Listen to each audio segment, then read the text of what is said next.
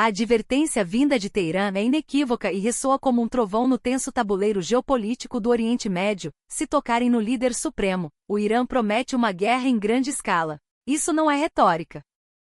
O presidente Masoud Pezeshkian advertiu que atacar o Ayatollah Khamenei seria o gatilho para uma guerra total contra a nação iraniana. Em um país duramente castigado por sanções dos Estados Unidos, essa frase é uma linha vermelha absoluta. Enquanto Donald Trump flerta com fantasias de intervenções militares, o Irã responde com punho de ferro. Agitadores e sabotadores estão sendo capturados em série, acusados de incendiar ruas e templos sagrados. Teherã aponta sem hesitar para Washington e para o regime israelense como os mestres de marionetes por trás do caos. Estaríamos diante do prelúdio de uma guerra aberta? Os detalhes, a seguir. Aqui fala a voz da pátria grande. Trump brinca com fogo, e o Irã lhe responde com um ultimato histórico. O presidente Masoud Pezeshkian não fala em abstrações nem lança metáforas vazias. Ele adverte que se Donald Trump ousar tocar no líder supremo, não haverá uma operação de precisão, mas sim um confronto frontal com toda uma nação disposta a se defender até as últimas consequências. Em sua conta na rede social X, Pezeshkian foi categórico. Atacar o líder supremo de nosso país equivale a uma guerra em grande escala contra a nação iraniana, escreveu ele. Esta não é uma frase isolada, é a codificação pública de uma linha vermelha estratégica. Uma mensagem direta para Washington e para todos os seus aliados, incluindo aqueles que nas sombras sonham em desestabilizar a República Islâmica. Esse líder supremo a que ele se refere não é apenas uma figura política. Trata-se do Ayatollah Ali Khamenei, um símbolo religioso, político e nacional, o eixo de um sistema construído ao longo de décadas de cerco externo. Mirar nele, ressaltou o presidente, é mirar na própria estrutura da República Islâmica e em sua identidade coletiva. Mas Pezeshkian não parou por aí. Na mesma declaração, ele apontou: se existem dificuldades e penúrias na vida do querido povo iraniano, uma das principais causas é a hostilidade de longa data e as sanções desumanas do governo dos Estados Unidos e de seus aliados. Isso não é apenas um discurso.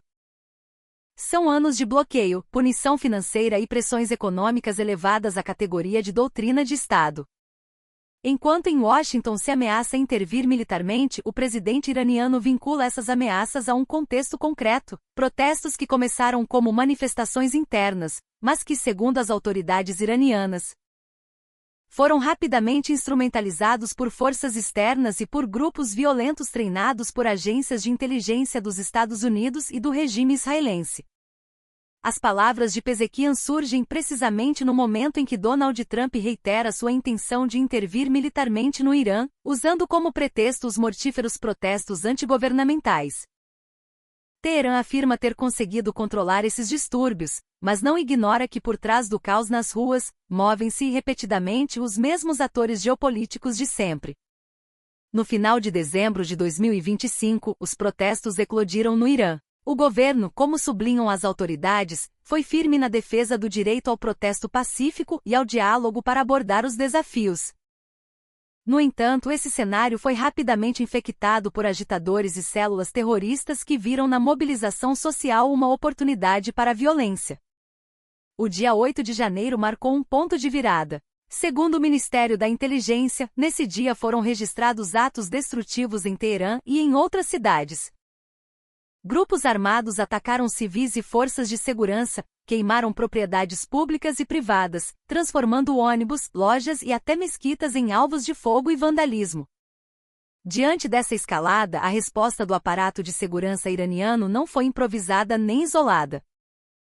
O Ministério da Inteligência anunciou a detenção de mais de 300 agitadores terroristas identificados graças a denúncias e à colaboração ativa da cidadania, que decidiu não entregar seu país nas mãos de comandos armados a serviço de interesses estrangeiros.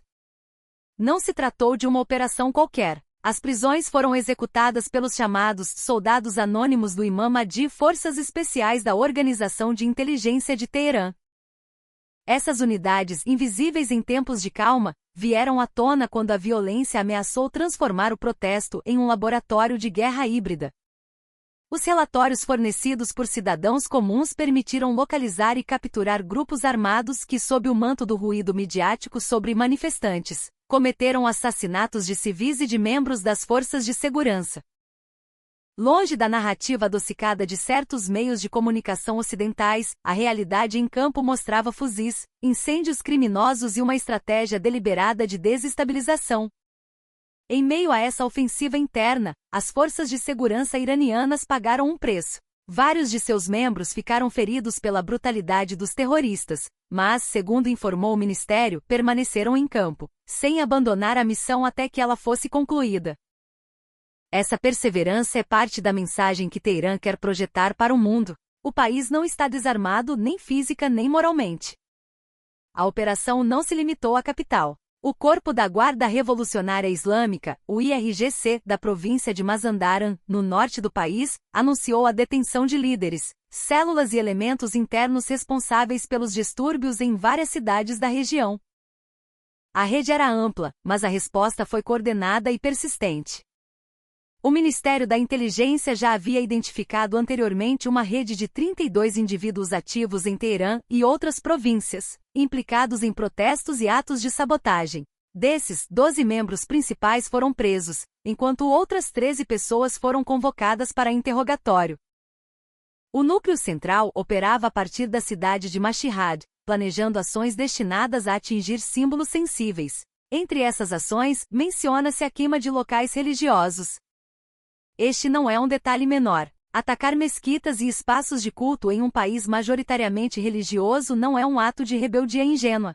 É uma tentativa calculada de fraturar a coesão social, de acender feridas históricas e de apresentar o Estado como incapaz de proteger sequer o que é sagrado. Nos recentes atos terroristas, os agitadores, fortemente armados, cometeram graves atos de vandalismo em Teherã e outras cidades, atacando o pessoal de segurança e ateando fogo a propriedades públicas e privadas. Ônibus destruídos, comércios reduzidos a cinzas, templos em chamas. Essa é a face que muitas vezes se omite quando, de fora, se fala apenas em manifestações. Para as autoridades iranianas, essa omissão não é inocente. Elas apontaram a implicação direta dos Estados Unidos do regime israelense nos atos de terrorismo, indicando que os agitadores armados foram treinados por suas agências de inteligência. Não apresentam isso como uma hipótese vaga, mas como a continuação lógica de uma política de hostilidade de longa duração.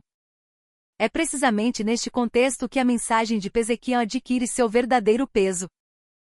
Quando ele escreve que uma das principais causas das penúrias iranianas são as sanções desumanas de Washington e seus aliados, ele está enquadrando os protestos, os distúrbios e o terrorismo dentro de uma mesma arquitetura, a pressão permanente para subjugar um país que não aceita se ajoelhar. Enquanto isso, nos discursos de Trump e na narrativa de certos meios de comunicação ocidentais, pretende-se reduzir tudo a uma questão de democracia e direitos humanos. Omite-se que esses mesmos países que se indignam com a ordem iraniana toleram, quando lhes convém, a ação de grupos que assassinam civis e queimam mesquitas em nome da liberdade. A ativa participação da cidadania iraniana na identificação de mais de 300 agitadores terroristas desmonta outro mito. Não se trata de um povo suplicando por uma intervenção estrangeira. É uma sociedade que, com todas as suas tensões internas, rechaça que agentes armados, treinados no exterior, decidam seu futuro a golpes de sabotagem e violência de rua. Esse respaldo cidadão fortaleceu o moral e o espírito operacional das unidades de campo. Saber que não estão sozinhos, que há vizinhos, comerciantes, famílias inteiras denunciando aqueles que semeiam o terror, transforma as forças de segurança em algo mais do que um simples aparato de Estado. Transforma-as na expressão organizada de uma maioria que não quer ver seu país convertido em mais um experimento de mudança de regime. Em contraste, a posição de Washington e do governo israelense aparece intrinsecamente ligada à desestabilização.